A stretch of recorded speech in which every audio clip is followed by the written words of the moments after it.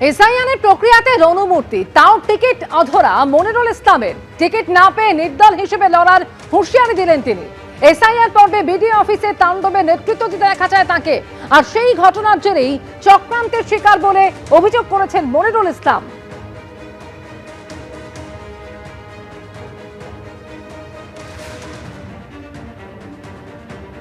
একটা জিনিস আমাকে বলির পাঠা করা হলো, ফারাক্কা বিডিও অফিসে মুসলিমদের জন্য লড়াই করতে গিয়ে সেটা হয়তো মমতা ব্যানার্জি বা অভিষেক ব্যানার্জি ভালো নজরে নেয়নি। আমি ফারাক্কার মানুষকে বাঁচাতে গিয়ে নিজে আজকে বলির পাঠা হলাম। তো একটা জিনিস পরিষ্কার করে দিচ্ছি, ফারাক্কার মানুষ আমার হৃদয়ে আছে, আর আমি আশাবাদী ফারাক্কার মানুষের হৃদয়ে আমি আছি। আগামী দিনে আমি প্রতিদ্বন্দ্বিতা ফারাক্কা থেকে করছি। তো কোন দলকে প্রতিদ্বন্দ্বিতা করবেন বলে দল এখনই আপনাকে বলছি না, তবে আমি ফারাক্কা থেকে প্রতিদ্বন্দ্বিতা করছি। মানুষের দোয়া আশীর্বাদ নিয়ে আবার মানুষের সেবায় নিযুক্ত হব, এই ভরসা ফারাক্কাবাসীর কাছে আছে। আর কিছুক্ষণের মধ্যেই দেখতে পাবেন গণহারে পদাধিকারী যারা আছে গণহারে। অন্যদিকে টিকিট না পেয়ে বিদ্রোহী তিনবারের তৃণমূল বিধায়ক, কোন অপরাধে টিকিট দেয়া হলো না বলুক দল। টিকিট না পেয়ে বিক্ষুব্ধ আমডাঙ্গা রফিকুর রহমান।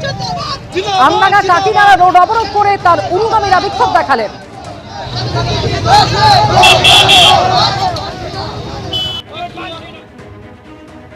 আমডাঙ্গার মানুষ চায় যিনি আমার সঙ্গে থাকবে, আমার কাজ না করুক, আমার সঙ্গে দুটো হেসে কথা বলবে, আমার টেলিফোনটা ধরবে, এরকম একটা ব্যক্তিকে আমডাঙ্গার মানুষ চায়।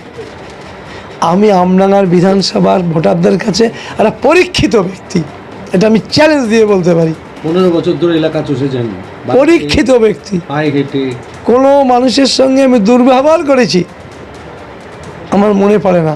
শুধু গত 4-5 দিন আগে যেদিন এসআইআর অ্যাডজুডিকেশনের নামটা ছিল, এটি ছেলে আমি জ্বালাচ্ছে, এটা করো, এটা তখন তাকে একটু অন্য কথা বলেছিলাম। সেখান থেকে আমার এত কষ্ট হচ্ছে যে একটা ছেলের সঙ্গে দুর্ব্যবহার করে দিলাম আমার টেনশনের জন্য। সে কষ্টটা আমি ভুলতে পারছি না। আপনার নাম অ্যাডজুডিকেটর বলে? হ্যাঁ, না, তখন আমি মানসিকতা খারাপ। আরে সে দাদা এটি করে দিন, এটি করে দিন, এটি করে দিন, হসপিটালে যাবো, তাকে একটু ধমক দিয়ে অন্যভাবে কথা বলেছিলাম, যা কখনো কারোর সাথে করেন, যা করেনি।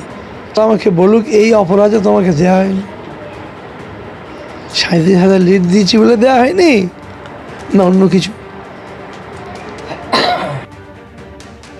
যেরকম শুরুতে আপনাদের বলছিলাম যে দিকে দিকে প্রার্থী তালিকা নিয়ে ক্ষোভের বহিঃপ্রকাশ তৃণমূল কর্মী সমর্থকদের মধ্যে। কোথাও প্রার্থীকে পছন্দ না হওয়া, আবার কোথাও প্রার্থীকে অন্য জায়গা থেকে, অন্য কেন্দ্র থেকে প্রার্থী করা, তার কারণে এই বিক্ষোভ। জীবনতলা ছবি দেখতে পাচ্ছেন, চৌকাত মোল্লাকে ভাঙড় থেকে প্রার্থী করা হয়েছে এবং তারই প্রতিবাদে ভাবে রাস্তায় টায়ার চালিয়ে বিক্ষোভ দেখানো হয়। প্রায় 2.5 বছর ধরে ওখানে কাজ করছি।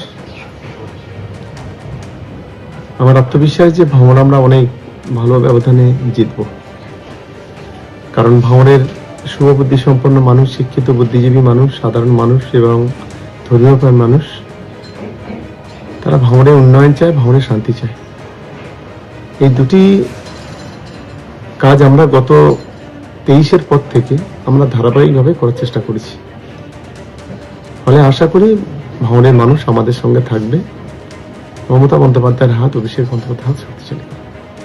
আপনি ভাঙড়ের একাধিক সভা করেছেন, নানা কর্মসূচি পালন করেছেন, বারবারই বলেছিলেন যে অনেক ভোটের ব্যবধানে সেখানে জিতবেন। ভোটের ব্যাপারে কতটা আশাবাদী? দেখুন, আমার খুবই আত্মবিশ্বাস, এবং আমি ধন্যবাদ জানাবো আমার দলনেত্রী মমতা বন্দ্যোপাধ্যায় এবং আমার নেতা অভিষেক বন্দ্যোপাধ্যায়কে, যে চ্যালেঞ্জটা আমি নিয়েছিলাম সেই চ্যালেঞ্জটা গ্রহণ করার সুযোগটা অন্তত আমরা করে দিয়েছি। এবিপি আনন্দ, এগিয়ে থাকে, এগিয়ে রাখে।